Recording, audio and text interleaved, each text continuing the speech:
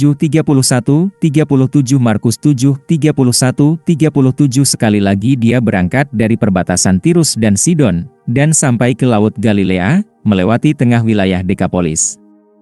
Mereka membawakannya seorang pria tuli yang memiliki gangguan bicara.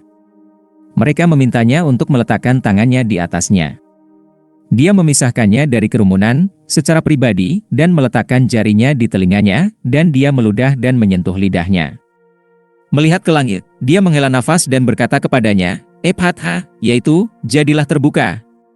Segera telinganya dibuka, dan hambatan lidahnya dilepaskan, dan dia berbicara dengan jelas. Dia memerintahkan mereka untuk tidak memberitahu siapapun, tetapi semakin dia memerintahkan mereka, semakin luas mereka memberitakannya. Mereka tercengang tak terkira, mengatakan, dia melakukan semua hal dengan baik. Dia bahkan membuat yang tuli mendengar dan yang bisu berbicara. Apa yang diungkapkan hal ini tentang Yesus? Menyembuhkan bisu tuli, dia dapat membuat yang tuli mendengar dan yang bisu berbicara.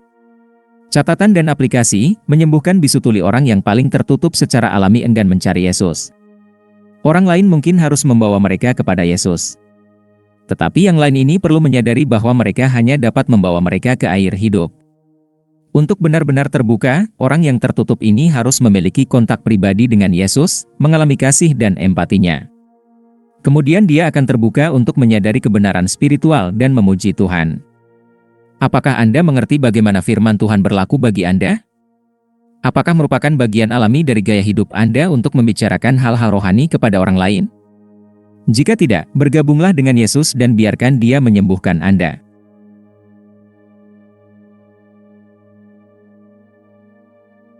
Pengakuan iman Tuhan Yesus Kristus. Saya mengakui dosa-dosa saya, dan saya bertobat dari dosa-dosa saya, dan saya mengakui Tuhan Yesus Kristus sebagai satu-satunya dan cukup juru selamat hidup saya, menulis nama saya dalam buku kehidupan.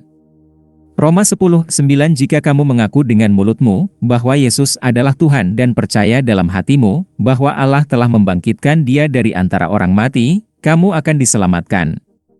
Roma 10:9 Kisah Para Rasul pukul 4:12 Tidak ada keselamatan di dalam orang lain, karena di bawah kolong langit tidak ada nama lain yang diberikan kepada manusia yang olehnya kita harus diselamatkan. Kisah pukul 4:12